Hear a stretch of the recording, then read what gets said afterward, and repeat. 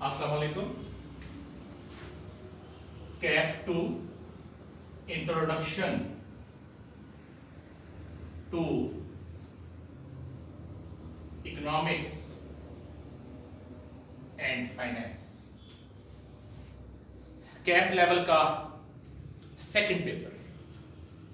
ये आप AFC level clear करके श्योरली आए हैं कैफ लेवल तक, तो यहां तक आपने ज्यादातर पेपर जो सॉल्व किए थे वो एमसीक्यूज बेस्ड थे।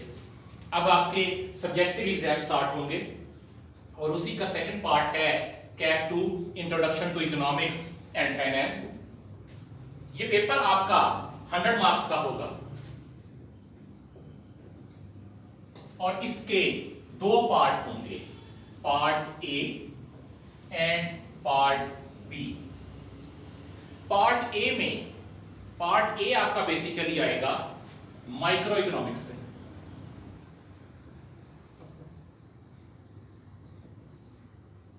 माइक्रो इकोनॉमिक्स से chapter number 1 till 5।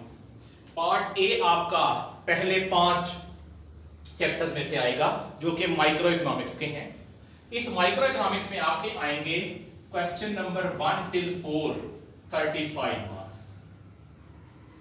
4 long question आएंगे और इन 4 क्वेश्चंस के मार्क्स होंगे 35 विद नो चॉइस। इन क्वेश्चंस में आपके पास चॉइस नहीं होगी, आपको चारों के चारों क्वेश्चन अटेम्प्ट करने पड़ेंगे। किसी के मार्क्स 4 होंगे, किसी के मार्क्स 8 होंगे, किसी के मार्क्स 12 होंगे। बात क्वेश्चन बाय पार्ट्स होंगे, ए बी और सी पार्ट्स होंगे, लेकिन कम्युलेट मार्क्स इनके होंगे 35। इसी तरह इन 5 चैप्टर से 5 एमसीक्यूज 1 मार्क ईच। 5 एमसीक्यूज भी आएंगे और हर एमसीक्यू का 1 नंबर होगा।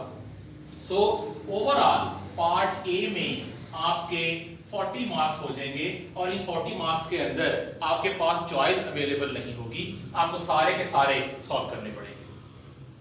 अगर हम पार्ट बी की बात करें तो पार्ट बी से आपके 7 लॉन्ग क्वेश्चंस आएंगे, 10 मार्क्स ईच, जिसमें हर क्वेश्चन के 10 मार्क्स होंगे और आपने इनमें से विद चॉइस ऑफ 2 आपने इन 7 क्वेश्चंस में से 5 क्वेश्चन अटेम्प्ट करने हैं, 2 की आपके पास चॉइस होगी। इसी तरह 10 एमसीक्यूज आएंगे 1 मार्क ईच, तो इस तरह आपके 60 मार्क्स पूरे हो जाएंगे। 5 into 10 50 मार्क्स यहां से हो गए और 10 मार्क्स हो गए आपके एमसीक्यूज के और इस तरह से आपके 60 मार्क्स हो गए सेक्शन बी के, 40 मार्क्स हुए सेक्शन ए के और मिलके हो गए 100 मार्क्स। अगर हम पार्ट बी को देखें तो पार्ट बी ये रफली 2 हिस्सों में मुश्किल होगा। एक होगा मैक्रो इकोनॉमिक्स और दूसरा पोर्शन होगा फाइनेंस का। मैक्रो इकोनॉमिक्स में आपके चैप्टर नंबर है 6 till 9 और यहां से आपके 3 लॉन्ग क्वेश्चंस आएंगे और 5 एमसीक्यूज आएंगे। अगर फाइनेंस की बात करें तो चैप्टर 10 से लेके 15 तक 6 चैप्टर हैं फाइनेंस के, यहां से आपके 4 लॉन्ग क्वेश्चन आएंगे और साथ 5 एमसीक्यूज ऑन एवरेज आएंगे। अब पार्ट बी में कोई चॉइस नहीं है, कोई मसला नहीं है कि आपने किस सेक्शन से कितने क्वेश्चन लाजमी करने हैं। मैक्रो और फाइनेंस से मिला के 7 क्वेश्चंस आएंगे लॉन्ग, आपने उनमें से कोई से 5 क्वेश्चंस को आंसर करना है, पिक करना है, अपनी मर्जी के 5 क्वेश्चंस। सो ये फिक्र करने की जरूरत नहीं है कि वो मैक्रो के हैं या फाइनेंस के हैं।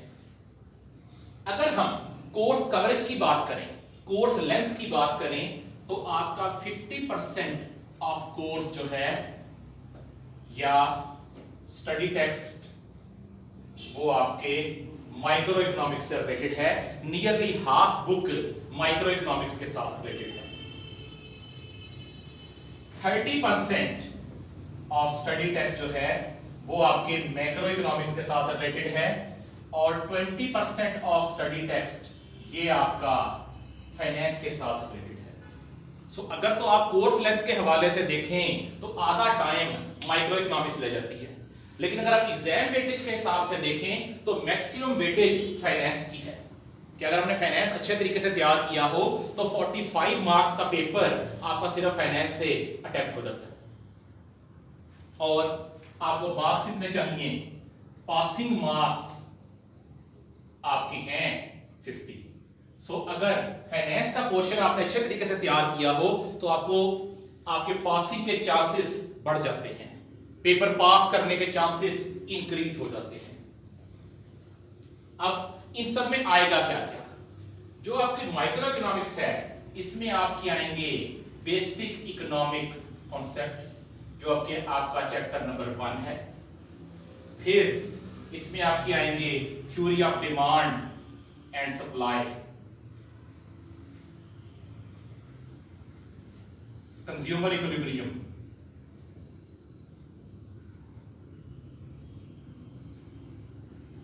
और फर्म इक्विलिब्रियम। ये आपके पहले 5 चैप्टर्स के अंदर आएगा और यहां से आपका 40 मार्क्स का पेपर आएगा। मेनली इनमें है क्या? इस पोर्शन में आपके कॉन्सेप्ट होंगे, कॉन्सेप्ट के साथ टेबल्स होंगे, टेबल्स के साथ डायग्राम्स होंगी। सो डायग्राम इस पोर्शन का सबसे इंपॉर्टेंट हिस्सा है। जहां तक बात है मैक्रो इकोनॉमिक्स की तो इनमें कॉन्सेप्ट्स होंगे प्लस लेस डायग्राम्स। डायग्राम्स होंगी जरूर लेकिन उनकी वेटेज कम होगी, डायग्राम्स की तादाद कम होगी। और अगर आप फाइनेंस की बात करें तो मेनली थ्योरी होगी आपकी इसके अंदर, डायग्राम्स भी होंगी लेकिन मेनली इस एरिया में आपकी थ्योरी होगी। अगर हम एग्जाम की बात करें तो इस पेपर का result historically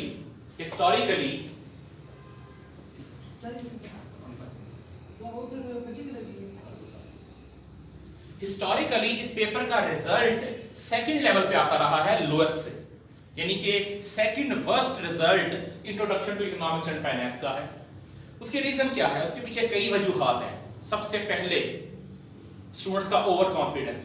student AFC exam पास करके आए होते हैं तो उन्हें लगता है कि कैफ भी उसी तरह आराम से पास हो जाएगा। दूसरा, ये पेपर है थ्योरेटिकल और कैफ लेवल का पहला पेपर है इंट्रोडक्शन टू अकाउंटिंग, वो पेपर है मैथमेटिकल। अब स्टूडेंट अपना majority time introduction to accounting को देता रहता है और introduction to economics and finance इसके मुताबिक वो सोचता है कि ये तो रोजमर्रा की बातें हैं, आसान से कॉन्सेप्ट है, थ्योरी है, ये मैं एंड पे कर लूंगा। ये एंड पे नहीं होता। रीजन क्या है? स्पेशली जो पहले 5 चैप्टर हैं इनमें है आपकी बेसिक कॉन्सेप्ट्स, टेबल्स और डायग्राम्स। Concepts, tables, diagrams. ये डायग्राम्स थोड़ी ट्रिकी होंगी कि एक ही जैसी मिलती जुलती मल्टीपल डायग्राम्स होंगी with minor differences of concepts. Diagram देखने में एक जैसी लगेगी लेकिन उनमें थोड़ा सा गैप होगा, थोड़ा सा डिफरेंस होगा कॉन्सेप्ट की बेस पे। आपने कॉन्सेप्ट को थोड़ा सा वीक छोड़ा, आपकी डायग्राम गलत हो जाएगी। इकोनॉमिक्स के अंदर अगर डायग्राम गलत हो गई, समझे आपके मोर देन 50% मार्क्स चले गए। उस क्वेश्चन में पेपर चेकर आपके 50% मार्क्स तो वैसे ही काट लेगा कि स्टूडेंट की डायग्राम ठीक नहीं है। एग्जामिनर मिस्टेक को माफ कर देता है लेकिन डायग्राम की mistake that's not a mistake, that's a blunder. और एग्जामिनर ब्लंडर को माफ नहीं करता। अगर आपने डायग्राम गलत कर दी तो आपके मार्क्स आधे से ज्यादा मार्क्स कट जाएंगे। सो स्टूडेंट साथ साथ तैयार नहीं करते, ये दूसरी बड़ी वजह। तीसरा, एएफसी में रह के आपको लिखने की आदत नहीं रहती। आप राइट आंसर को टिक करने के आदी हो चुके होते हैं। ये पेपर होता है लिखने वाला, तो स्टूडेंट टाइम मैनेज नहीं कर पाते, पूरा पेपर अटेम्प्ट नहीं होता। इस पेपर को अटेम्प्ट करने के लिए आपको मिलेंगे 3 आवर्स प्लस 15 मिनट्स। ये 15 मिनट्स का टाइम आपके लिए होगा स्टडी टाइम, जिसमें आप क्वेश्चन पेपर को रीड करेंगे और अपनी प्लानिंग करेंगे कि आपने पेपर को किस तरह से सॉल्व करना है। अब आपने पढ़ाई का तरीका क्या रखना है? बेसिकली जो लेक्चर आप मुझसे लेंगे उस लेक्चर को पहले आप सुन लें ध्यान से बैठ के, उसके बाद वो लेक्चर बुक के जिस पेज के साथ, जिस एरिया के साथ रिलेटेड है, उन पेजेस को स्टडी करें एटलीस्ट ट्वाइस, 2 दफा उन्हें रीड करें। जो इंपॉर्टेंट क्वेश्चन, जो इंपॉर्टेंट टॉपिक्स हैं, जो इंपॉर्टेंट वर्ड्स हैं, जो किसी पेज का टोटल निचोड़ निकलता है कॉन्सेप्ट्स का, उसे आप हाईलाइट करें, हाईलाइटर को यूज करते हुए, रेड बॉल पॉइंट को यूज करते हुए। इंपॉर्टेंट जो वर्ड्स हैं, इंपॉर्टेंट कॉन्सेप्ट्स हैं, उन्हें अंडरलाइन करें। इसी तरह हर पेज के लेफ्ट और राइट पे मार्जिन छोड़ा होता है, टॉप पे भी मार्जिन होता है, और ज्यादातर पेजेस के लोअर लेवल पे भी मार्जिन छोड़ा जाता है। ये मार्जिन डेलिबरेटली छोड़ा जाता है, जानबूझ के छोड़ा जाता है। That is your playing area. आपने इस एरिया को यूटिलाइज करना है। इंपॉर्टेंट कॉन्सेप्ट्स को अंडरलाइन किया, वर्ड्स को हाईलाइट किया। जो कॉन्सेप्ट समझ नहीं आया उसे अंडरलाइन करें और पेज के लेफ्ट साइड पे एक क्वेश्चन मार्क लगा दें लेड पेंसिल के साथ। कमिंग क्लास में या लेक्चर में या फोन के ऊपर मुझसे वो कॉन्सेप्ट डिस्कस करें, अपना प्रॉब्लम दूर करें और बाद में उसको वहां से एरेज कर दें। सो आपका कोई कॉन्सेप्ट रह नहीं जाएगा जो अनरिजॉल्व हो। जब आपका टॉपिक तैयार हो जाए उसे उसी टाइम बैठ के लिखें। इकोनॉमिक्स का रजिस्टर अलग बनाएं और उस टॉपिक को लिखें, उसकी डेफिनेशन, उसकी टेबल, उसकी डायग्राम और डायग्राम की एक्सप्लेनेशन। 2-3 फायदे होंगे लिखने के। एक तो लिखने से आपकी स्पीड इंप्रूव होगी, एग्जाम में आपका टाइम मैनेज करना आसान हो जाएगा। दूसरा, जब आप किसी कॉन्सेप्ट को लिख लेते हैं तो वो आपके दिमाग में ज्यादा अरसे तक महफूज रहता है। फिर एक और बड़ी वजह स्टूडेंट के फेल होने की, रोजाना ना पढ़ना, कि वीकेंड पे एक ही दफा पढ़ लेंगे। तो एक रूल है, उसे कहते हैं 24 आवर्स रूल, कि अगर आपने कोई नया कॉन्सेप्ट लिया है, 24 आवर्स रूल, कि अगर आपने कोई नया कॉन्सेप्ट पढ़ा है और विद इन 24 आवर्स आपने उसे रिवाइज नहीं किया तो उसका 75% आपके दिमाग से स्किप हो जाएगा। सो जो काम आप पढ़ करें, जो लेक्चर कॉलेज में लें या ऑनलाइन लें, उसे आपने सेम डे रिवाइज करना है, बुक से रीड करना है, उसे लिखना है। अगर ये अप्रोच रखेंगे इंशाल्लाह सीए का यही पेपर नहीं, आपका और कोई भी पेपर नहीं अटकेगा, आपके और किसी भी पेपर के अंदर प्रॉब्लम नहीं आएंगे। सो रोजाना का काम उसी दिन खत्म करना है। और अगर किसी दिन पढ़ने को दिल नहीं चाहा, तबीयत ठीक नहीं थी, गेस्ट वगैरह आगे, कहीं जाना पड़ गया या किसी भी और वजह से पढ़ नहीं सके, तो आपने उस दिन का काम नेक्स्ट डे पे पेंडिंग नहीं करना। आपने उस दिन के काम को नेक्स्ट वीक पे नहीं लेके जाना।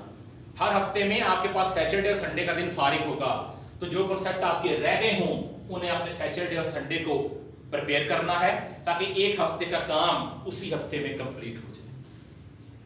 जहां तक मेरे तारुफ की बात है, my name is Haroon Ahmed, I'm MPhil in economics and PhD scholar in economics. इसके अलावा CFA USA का लेवल 2 एग्जामिनेशन मेरा क्लियर है, सिर्फ फाइनल एग्जामिनेशन पास करना रहता है।